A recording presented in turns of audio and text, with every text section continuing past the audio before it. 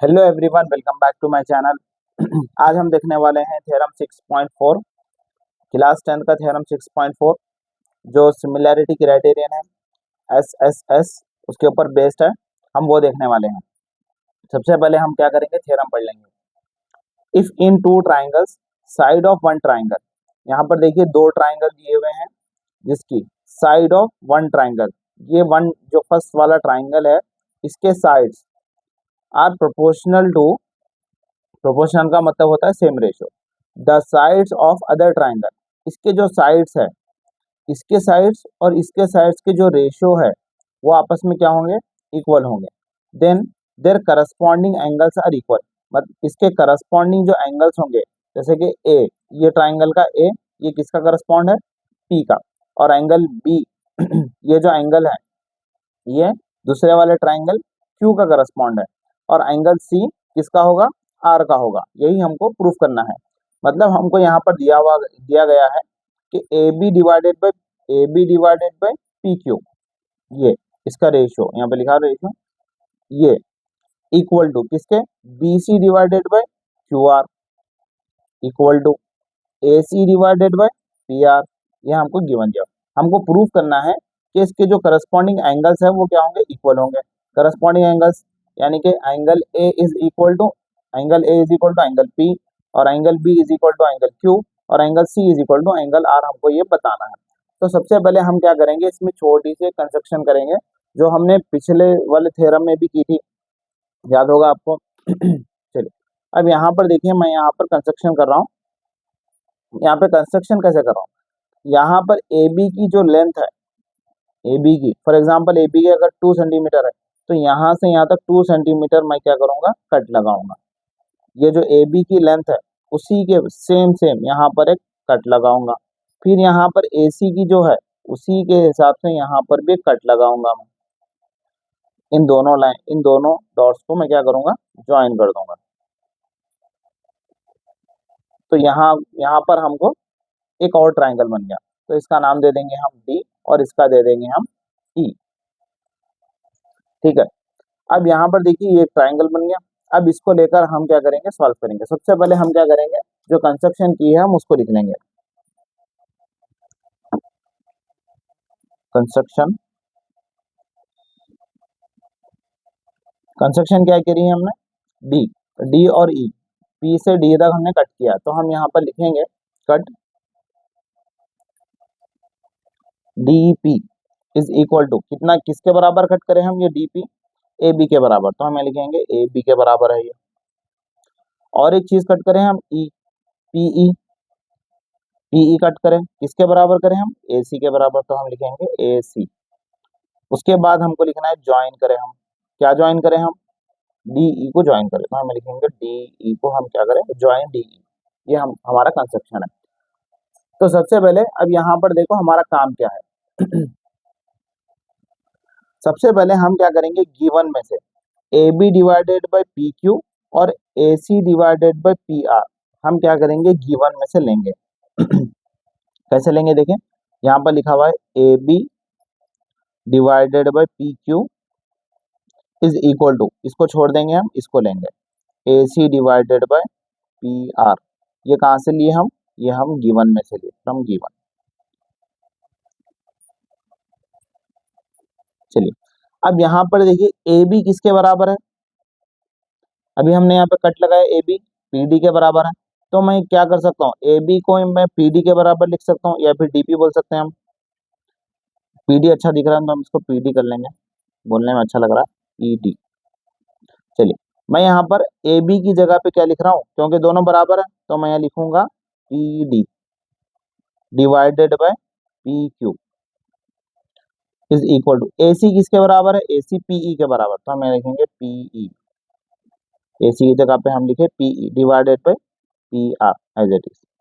अब यहाँ पर देखिए, यहाँ पर क्या लग रहा है, P D divided by P Q, मतलब छोटा डिवाइडेड बाय पूरा बड़ा, और PE divided by P R, यहाँ का छोटा डिवाइडेड बाय ये पूरा बड़ा। तो ये कौन सा थ्योरम बन रहा है, ऑफ कोर्स यहाँ पर कन्वर्स ऑफ बीपीटी लग रहा है। तो हम यहाँ पर जब कन्वर्स ऑफ बीपीटी लगता है तो इसका मतलब क्या होता है, डीई पैरेलल है किसके, क्यू आर के। याद होगा आपको, मैंने पिछले वीडियोस में बताया था, ये छोटा डिवाइडेड बाय पूरा बड़ा और ये छोटा डिवाइडेड बाय पूरा बड़ा, जब ये दोनों इक्वल हो गए तो डी ई पैरेलल हो गया किसके, क्यू आर के। तो हम यहाँ पर लिखेंगे डी ई पैरेलल है क्यू आर के। कैसा लगा ये, कन्वर्स ऑफ बीपीटी,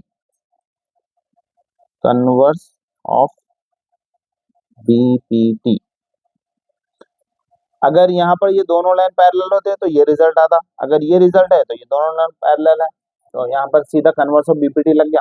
अब यहाँ पर देखिए, जब ये दोनों पैरेलल है, आपको याद होगा दो लाइन जब पैरेलल होते हैं उनके बीच में अगर ट्रांसवर्सल लाइन है तो ये और ये दोनों करस्पॉन्डिंग एंगल्स बोलते हैं, दोनों इक्वल होते हैं। यस, याद होगा आपको। तो यहाँ पर देखिए डी ई पैरेलल है किसके, क्यू आर के, तो इसका मतलब ये वाला एंगल और ये वाला एंगल आपस में इक्वल होगा।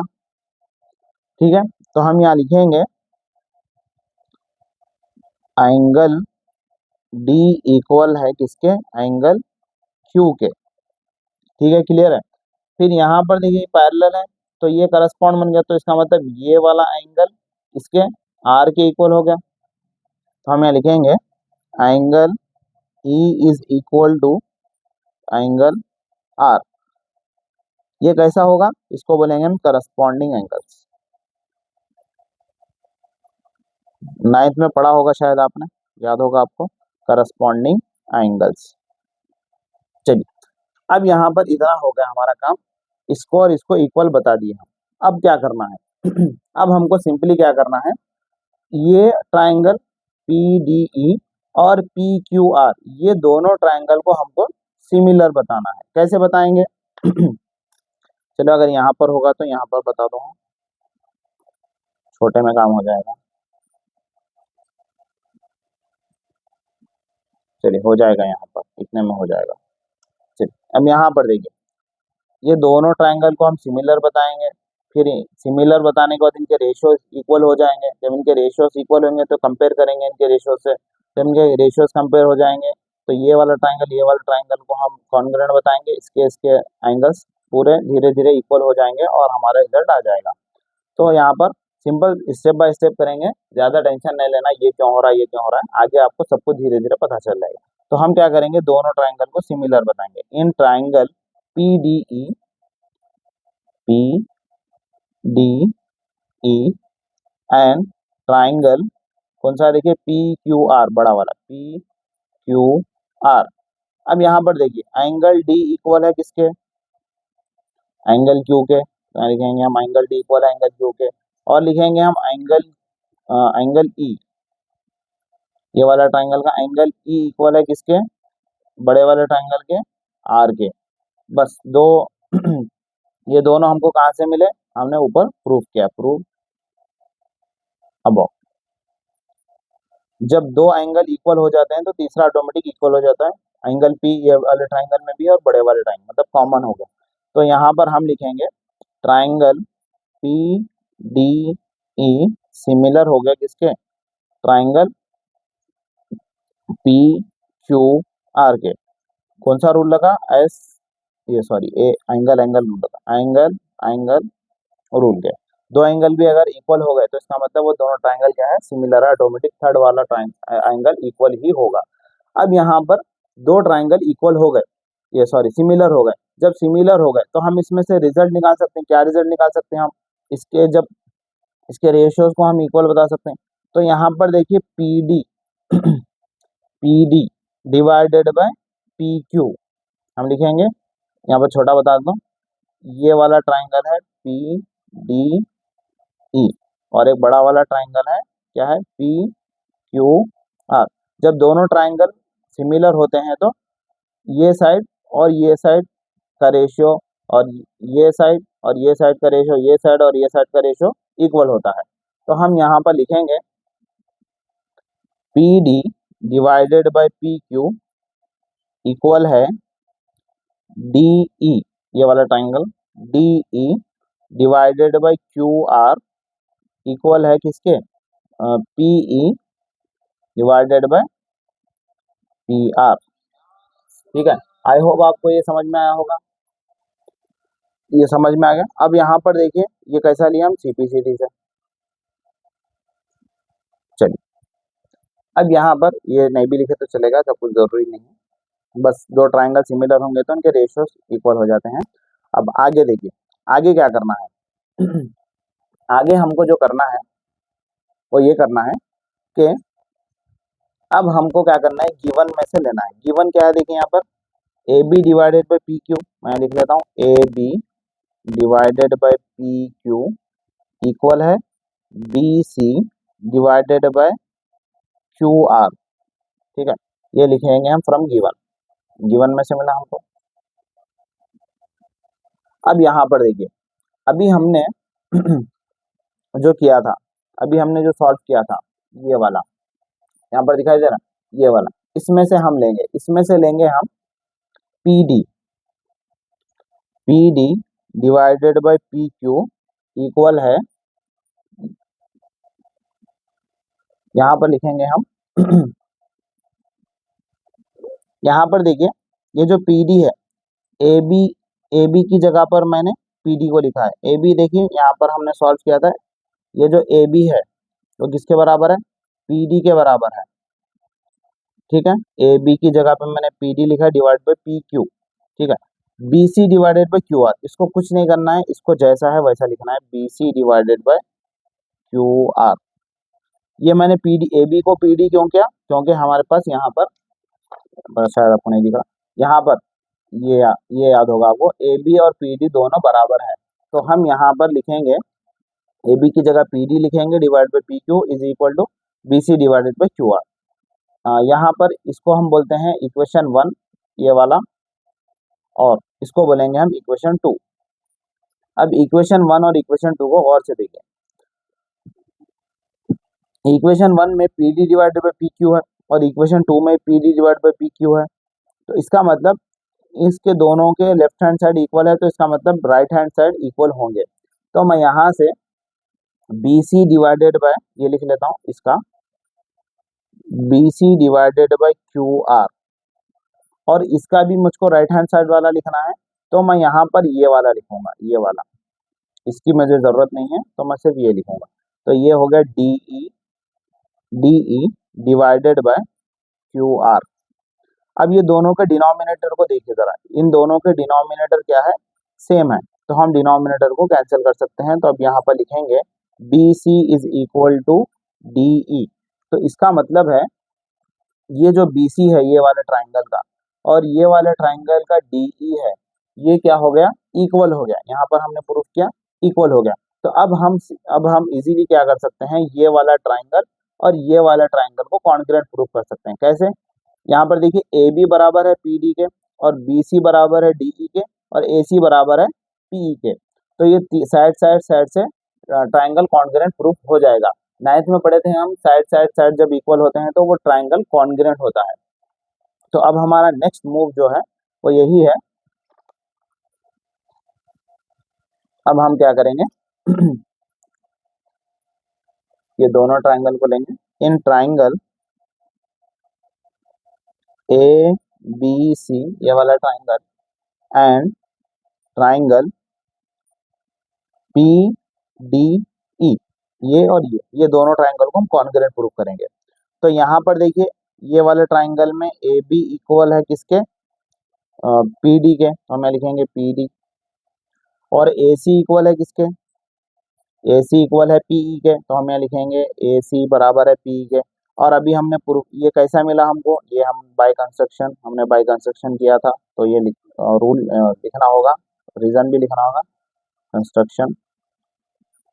अब हमको यहाँ पर बी सी इक्वल है किसके, डी ई के, ये हमने कैसा किया, ये हमने किया ऊपर प्रूफ किया, प्रूव्ड अबव, इसको मैं शॉर्ट में लिख देता हूँ।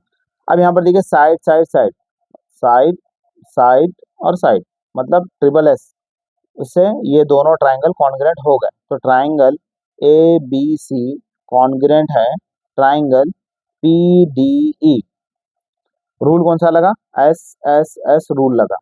अब यहाँ पर हमको क्या करना है देखिए, अब सीपीसीटी से हमको कुछ एंगल्स निकालने हैं। जब दोनों ट्राइंगल कॉन्ग्रुएंट हो जाते हैं तो इसका मतलब होता है कि उसके एंगल्स, सारे के सारे एंगल्स, प्रोपोर्शनल एंगल्स इक्वल होते हैं, करस्पॉन्डिंग एंगल्स इक्वल होते हैं। तो यहाँ पर ये ट्राइंगल और ये ट्राइंगल जब इक्वल हो गया तो इसका मतलब है ये एंगल ए किसके करस्पॉन्ड, इसका करस्पॉन्ड कौन है, पी है, तो एंगल ए किसके बराबर हो गया, एंगल ए बराबर हो गया एंगल पी के। क्लियर है। उसके बाद एंगल बी किसके इक्वल हो गया, एंगल बी इक्वल हो गया एंगल डी के। क्लियर है। अब उसके बाद देखिए एंगल सी किसके इक्वल हो गया, एंगल ई के। ये हमको कैसे मिला, ये हमको मिला सीपीसीटी से। ठीक है, एंगल ई के।